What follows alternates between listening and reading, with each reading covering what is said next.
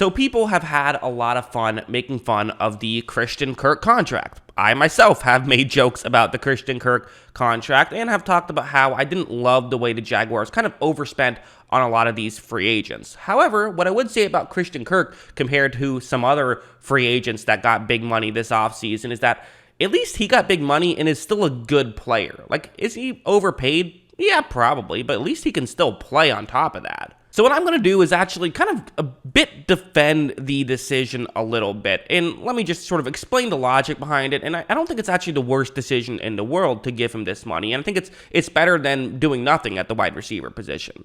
First, so what we're looking at here is Pro Football Focus does this for every free agent. I believe you have to have the subscription to access this. I'm going to show it to you anyways, just because it's, I think it's important to the video and it's only one thing, but definitely go over there and subscribe. If you're a big football fan, it is worth it. Anyways, the main thing I want to talk about is, so first you look over to the right. This is sort of his PFF WAR. That's the main stat I like to look at. You see how his best season was last year, 2021, where he had a WAR of 0.32. That's a good season. There's significant value in that. So for Pro Football Focus, what they estimated his contract would be 3 years at $14 million a year.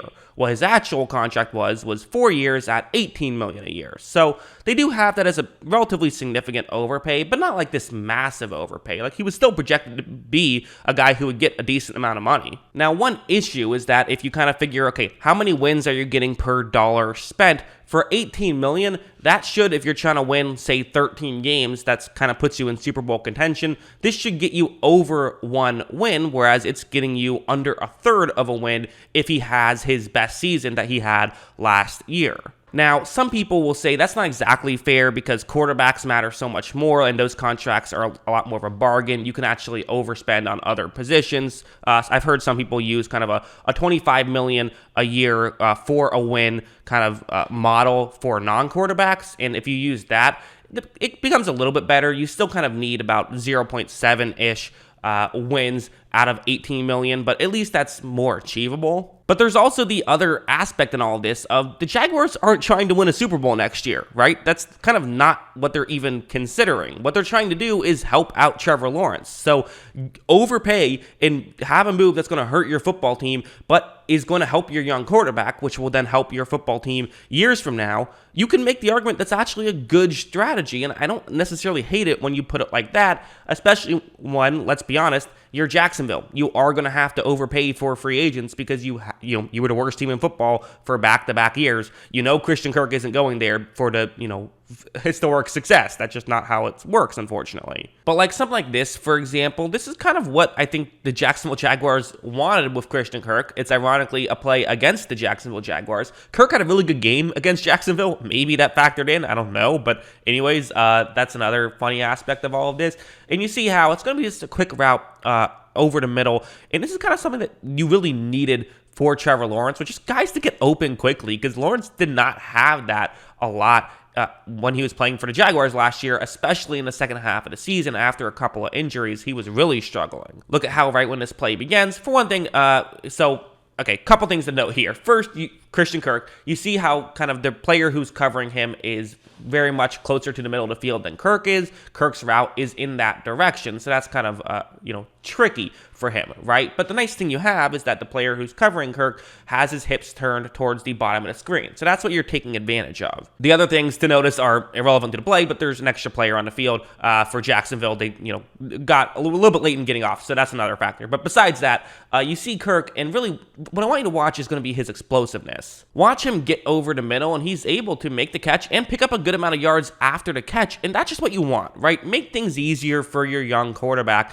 and Kirk can do that, and I think that's kind of what they're hoping for, is he's someone who can, again, make things easier for Trevor Lawrence, but also in doing that can help Lawrence develop and just help like what you have in Trevor Lawrence on top of that, because quite frankly, if they give him another seat, like you can't Daniel Jones this, right? Where the Giants have to keep giving Daniel Jones his chances because they completely screwed up his development and haven't gotten him any talent. And I'm not saying I think Trevor Lawrence is a much better prospect than Daniel Jones, but to better evaluate him, you need some talent around him, and that's what they're trying to do here. You also have something like this. This is going to be zone coverage. You see the way this concept works. You have the plus receiver, so the guy who's closest towards the sideline to the offense's right, so to Murray's right. He's going to be running a deep route that can get the corner out of position. Then for Christian Kirk, he's going to kind of eventually run into where the corner is currently, looking as though he might be. So you see that little gap in coverage. With the corner staying further deep, this can allow for Kirk to have a little bubble where he can get open. Right when this play begins, what you notice is that Kirk does a good job, I think, you saw how he kind of felt as though he was going over the middle a little bit. He ran closer in to the point where number 20, the corner on the other side of the field, is looking at Christian Kirk, despite the fact that Kirk is currently on the hash marks on the right side of the field. So that's good stuff from Kirk. He then cuts back the other way. Look at how open he gets. Again, it's the Jaguars defense. I don't have to tell you. I'm sure a lot of Jaguars fans are watching this. They know that it's not the most difficult thing to get open against their secondary, although, again, it had its moments for sure. Shout out that Buffalo game. But still, this is what you want. Then guys weren't getting this open consistently for Trevor Lawrence, but hey, if you have Christian Kirk, he can at least be one guy who can get open relatively consistently. So this is why I keep saying, they're getting a good player, and it's unfortunate how Christian Kirk, it's almost like he's a little bit unfair, where because he gets overpaid, because he gets more money, now he's going to get criticism. He deserves some money. He's a good player. Something like this is another example, where one of the things he did a lot in Arizona was he was a deep threat, and you even saw the PFF thing that kind of said his role is a vertical slot threat, which kind of seems a bit counterintuitive, right?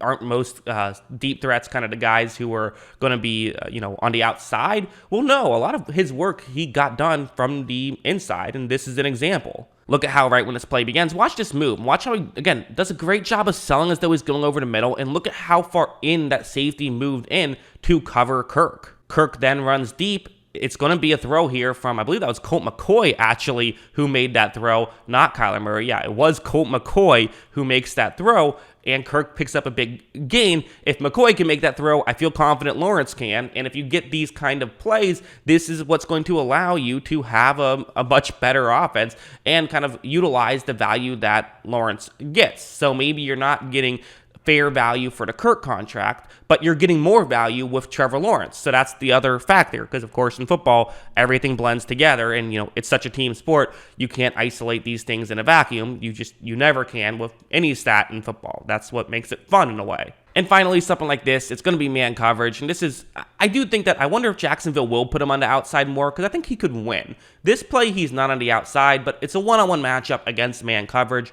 Cover zero, so there's no safety help. And watch what he's going to do. Right when this play begins, he is going to kind of fake as though he's going to, again, those little subtle moves he's so good at. That little fake to make it seem as though he's going to the right when he's in fact going to the left. And again, look at how explosive he is. He gets wide open there in the end zone. Murray makes the throw. They get a touchdown out of it. So that's what you hope he brings to Jacksonville. And he can do that consistently. Like I keep saying, I keep going back to, he's a good player. And if the worst thing that you did was added a good player to your roster, that's not that bad. The Jaguars spent a ton of money this offseason, and you look at all of the contracts, and okay, they definitely spent a lot. They spent over $100 million if you're talking about annual salaries. But the guy who actually had the most WAR last year out of any of them was Christian Kirk. So that's the interesting factor here. Let's look at the contract details itself, because quite frankly, the detail guy in the comments is always the most annoying person, I feel like, because they kind of, I guess part of it is, some people don't even realize how NFL contracts work at all. So they'll say, oh, $18 million, that's stupid. And then person B will say, you moron, it's all that matters is guaranteed money. And it's like, okay, no, that's not exactly true either. There's a lot of intricate details about the contract that you have to pay attention to, because it's not just guaranteed money, but also when the guaranteed money hits. So you see for this first year, low cap hit of just $7.5 million, but next year the cap hit is 21.5, and it continues that way for the next 3 seasons. So this is kind of part of it. What I always say about these contracts is, if a pro of the contract is you can cut them for a limited dead cap later, that's not a great contract. You ideally would like a contract that you just feel good about keeping the player for the entirety of the contract. It can be a plus, though, to know that you at least have that out. The out here isn't that spectacular. It's after 2 years. You can cut him for just $10 million in dead cap. That's still a decent amount of dead cap 2 years from now. You're realistically looking at 3 years, and even in 3 years, you'd still cut him and have to take on $5 million. So if you do end up cutting him, you're gonna have a bit of a hindrance. The way I see this contract structured, I think Jacksonville wants to keep him for all 4 years. I think a lot of people look and say, okay, well, it's just X amount guaranteed, so that means once they pay him that amount, then they can get out of it. Not exactly how that works either. So that's kind of the one way I don't love this contract, is I feel like if the whole idea is, hey, we're going to overpay to get a solid player, but then in a couple of years we'll be good, and then, our players have developed, our young guys have developed, and then we can go all in. It feels like that time span would ideally be 2023 and 2024, where you're still going to be on the books to pay a decent amount of Christian Kirk's contract. So that's my main thing. Overpaying him is one thing. I think overpaying him for the amount of time makes it a little bit tougher. So that's what I don't love it. Still not my least favorite contract the Jaguars handed out, though. So I guess that's the pro there. But yeah, that's what I think about all of this. What do you guys think? Let me know in the comments below. What are your thoughts on this signing? Always love hearing from you. And of course, as always, thanks for watching.